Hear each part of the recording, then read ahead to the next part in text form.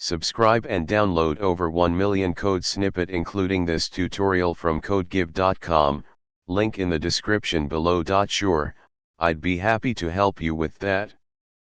Activating a virtual environment in Python using the Visual Studio Code, VSCode, terminal is a common task for developers.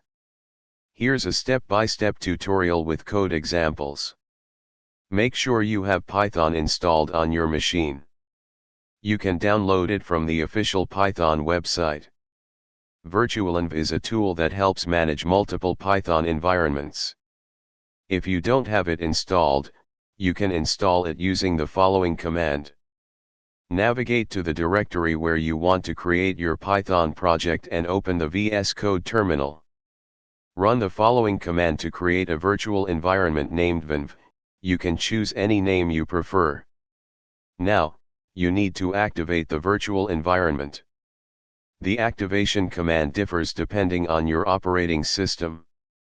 Once activated, you should see the virtual environment's name in your terminal prompt. For example, while the virtual environment is active, you can install Python packages without affecting the global Python installation. For example, when you're done working in your virtual environment, you can deactivate it using the following command. Now, let's integrate these steps into VS Code. Now, you can follow the steps mentioned earlier to create and activate the virtual environment directly in the VS Code terminal. By following these steps, you can seamlessly manage virtual environments in Python using the VS Code terminal, providing a clean and isolated environment for your projects. ChatGPT.